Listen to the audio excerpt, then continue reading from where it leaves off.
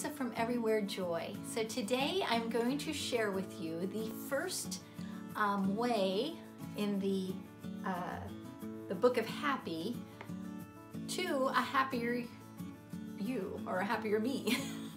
So the first way to a happier you in this book is gaze at a gorgeous you.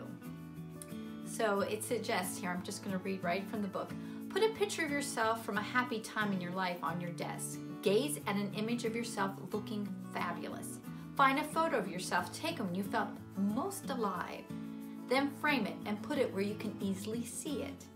Looking at positive images of yourself can push aside a mountain of negative thoughts, boost your self-esteem, and make you feel good. So, and there's more, but I just want to address that. So, as a photographer, I know the power of an image. An image is so very powerful. It can incite so many emotions. It can incite joy. It can incite sadness. So an image is very powerful. You know, and I do keep photos of myself. There are some favorite photos, and usually they're with my daughter because her and I do a lot of fun things together. So I have several photos up on my board of me and my daughter. I have one picture where we were at a party that was kind of inspired by the Great Gatsby, and you know, we had a lot of fun getting dressed up and going to that event. And we have fun. I have a couple photos from a photo booth that Anastasia and I both attended an event, 2 events actually, and we took funny pictures. We had a good time, and so, you know, I keep those pictures as a reminder of being joyful and having a fun time with my daughter. So anyway, you know, I do keep those images, and those images are a powerful reminder of happiness for me. So I do think if you can find a great photo of yourself that incites joy, it's very powerful. But know that there is more to you than what meets the eye. That there is this soul that you need to work on more than just that outer appearance, but that those photos can bring you joy just by looking at them. So the second part of this page is, it says, what if none of your photos are great? No problem. Use digital image tools to rework a scanned photo or digital image. Erase some of those wrinkles, add some hair, shift some curves, and turn back the clock. Have fun creating a fabulous looking new you. Then look at the photo whenever you need a little dose of happiness and let it spark some good vibes. So this I kind of have mixed feelings about, and this is why. A few years back, I started a blog called The Charming Child, and I also have a YouTube channel called The Charming Child.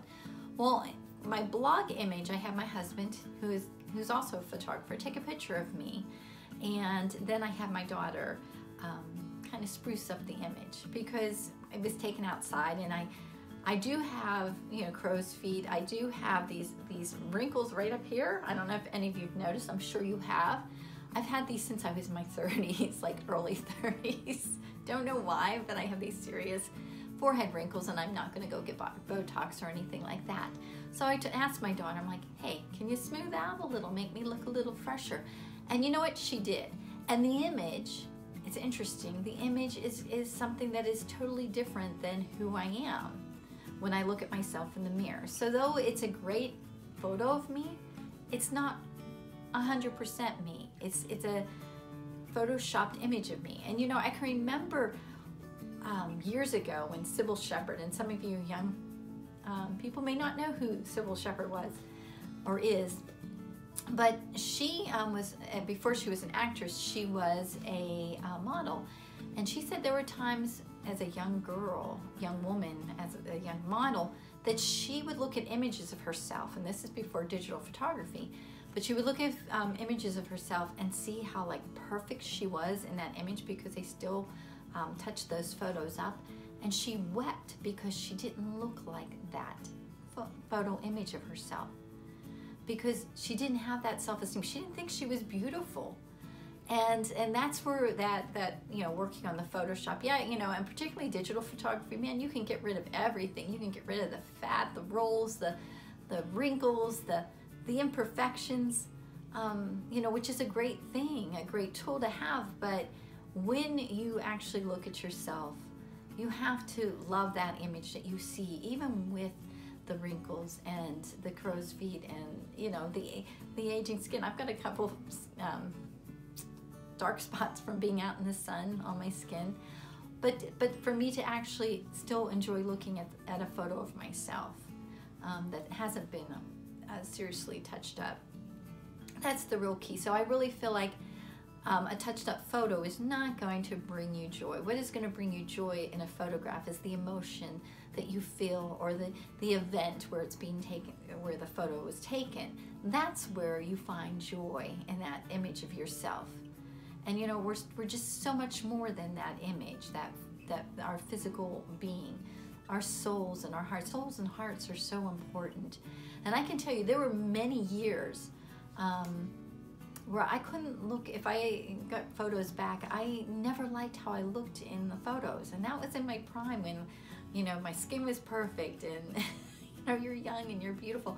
But I would find those little things to nitpick, and I wasn't happy with myself. And it wasn't until I became really happy with who I am, comfortable with like looking at myself even in the mirror and not being totally shocked by the image. I don't know if any of you have done that, gone through you know, a department store and gone past a mirror and seen yourself and gone, wait a second, even though you see yourself every morning while you're getting ready and brushing your teeth and doing your hair and everything, that kind of shock of, whoa, wait a second, what happened to that young girl? And I think I've hit this point in my life where I can look at myself in the mirror and go, you know what, no, I'm not young. But, you know, I'm okay for, you know, 52-year-old woman. And I'm very comfortable in my skin because I'm comfortable with who I am now. Not that I don't have down days, but on a whole, I'm comfortable with who I am. I like the woman that I am. So I think that's more important. So definitely get those photos of you by yourself, or you with a loved one that, you know, it sparks joy. Definitely surround yourself with those kind of photos. But don't think because you've digitally altered a photo that it's going to bring you joy, because you're going to look in the mirror and know who you really are. And you're going to see those wrinkles on your forehead and the crow's feet. And that's okay, you know? I mean, you have to be more comfortable with you, with who you are, than that photoshopped image of yourself. So guys, that's the first step. You know, like I said, photos are so powerful. And I do think that if you surround yourself with some beautiful photos of yourself, that there is going to be that spark, and particularly photos that you're with someone that you absolutely love, and that person sparks joy on you, that you will have joy. All right, guys, well, I will continue on my quest. I will continue on the journey of this book, and you know, I know there are going to be some things that I agree with and some things that I don't, and I'm going to share them with you. So until next time, I hope you have just a joy-filled day. Enjoy every moment.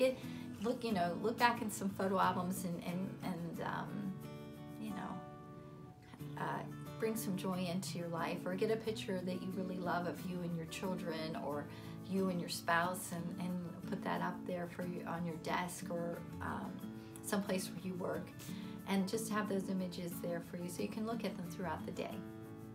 All right, guys, until next time, have a great day. Bye-bye.